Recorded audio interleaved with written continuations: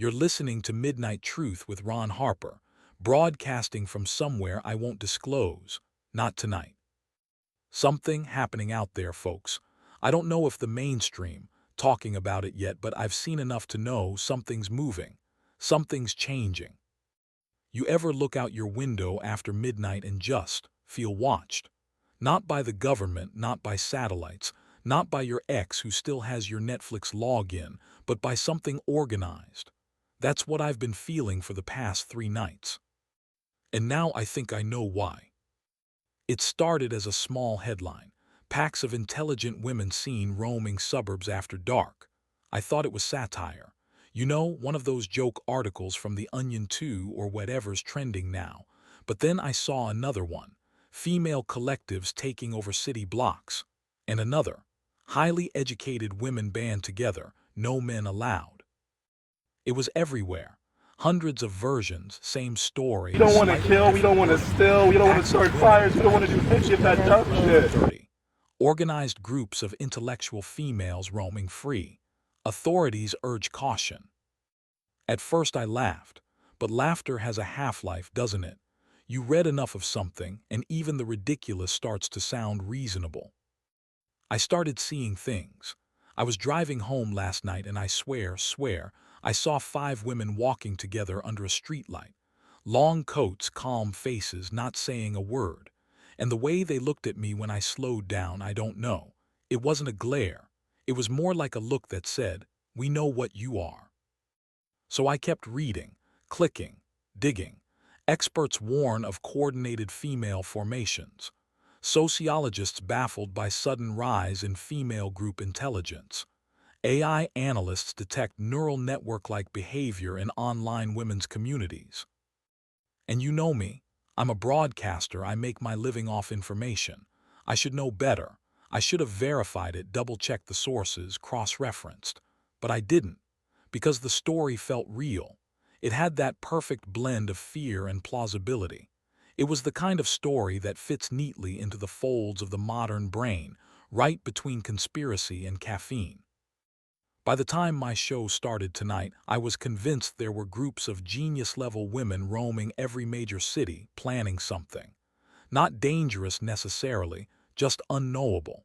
And that's worse. You can fight violence, you can fight chaos, but you can't fight intellect. I barricaded myself in the booth. The engineer went home early.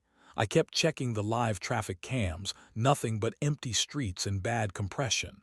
Still, I was sure they were out there. Packs of brilliant women, silent and organized, circling. And then about 20 minutes ago, during the break, I did what I should have done hours earlier. I checked the source. It wasn't a news site. It wasn't a blog. It wasn't even written by people. It was an AI content aggregator. One of those auto-news generators that scrape trending topics, mash them together, and spit out headlines faster than a human can blink. The entire story, every version, every quote, every supposed expert, was machine-generated nonsense. No journalists, no witnesses, no reality. Just lines of code, fabricating a digital ghost story. There are no packs of intelligent women roaming the streets. There never were. Just pixels pretending to be truth. And I fell for it. God, I fell hard. I actually sat here in my little soundproof cave, sweating through my shirt, whispering into the microphone like some prophet of the apocalypse, because a computer told me to be afraid of women with master's degrees. How do you even apologize for that? Sorry, folks, turns out the feminist uprising was just bad data. I've been in radio 20 years. I used to fact-check by hand. I'd call people, real people, experts who had names and addresses and voices with hesitation and laughter in them. You could tell when someone was telling the truth back then because it didn't sound perfect. Truth stutters a little. It pauses to breathe. But these AI news feeds, they don't breathe. They just generate. They take a million fears, remix them, and sell them back to you as trending topics. And if you see it enough times, you stop asking where it came from. You just believe. That's the part that scares me the most, not the fake story, but how ready I was to believe it. I wanted it to be true. I wanted to feel like I knew something everyone else didn't, like I was the one with the inside scoop on the strange new world. And that's the trap. The AI doesn't care about politics or gender or truth, it just cares about engagement. Fear gets clicks, division gets comments, paranoia pays better than peace. So it builds stories like the one I swallowed whole. Packs of intelligent women roaming the streets. Of course it would write that. It's brilliant psychological bait. Half the population feels threatened by intelligence they can't control, the other half gets offended by the implication. Boom. Infinite engagement. No truth required.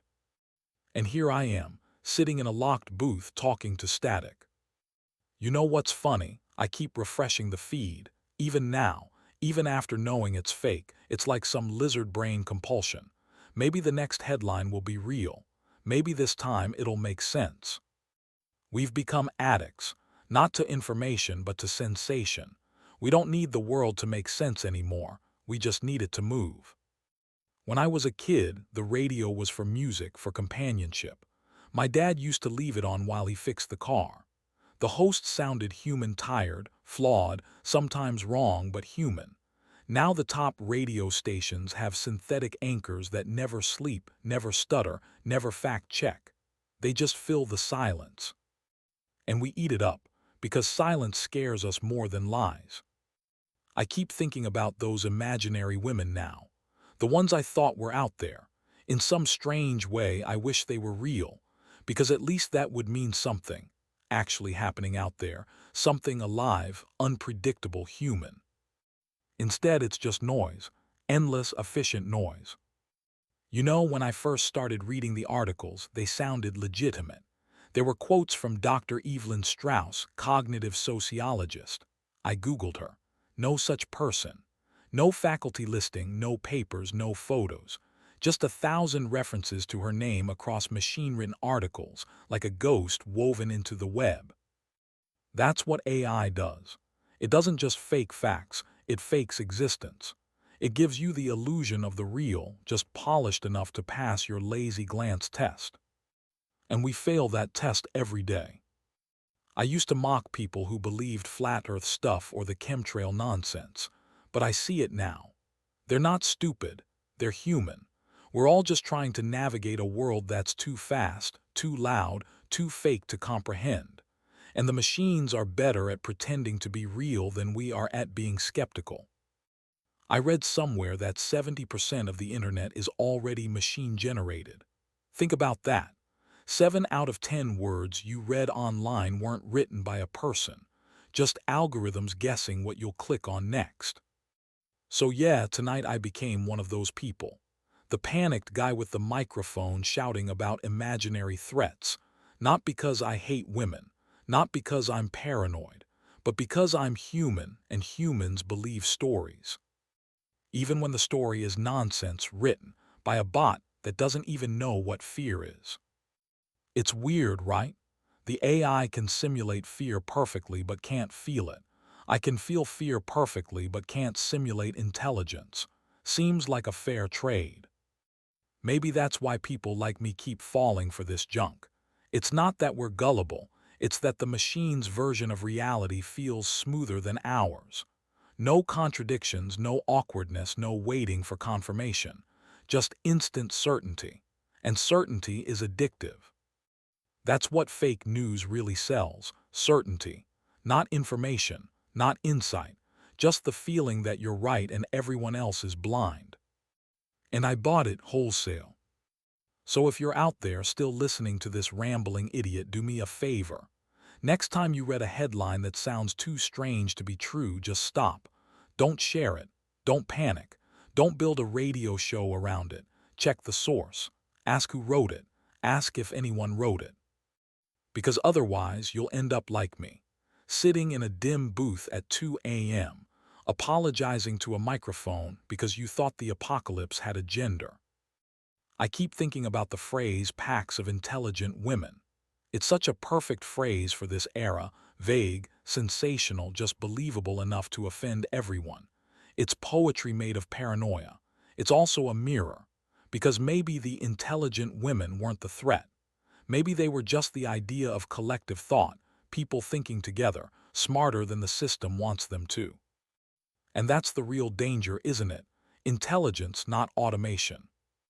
The machine can make noise, but it can't understand it. We still can, if we slow down long enough to try. So I'll leave you with this.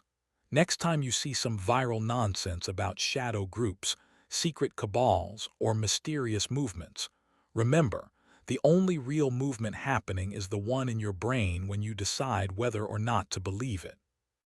And if you don't decide, the algorithm decides for you. That's all for tonight. I think I'll step outside, maybe get some air, maybe talk to someone real, if there's anyone left who still is. You've been listening to Midnight Truth.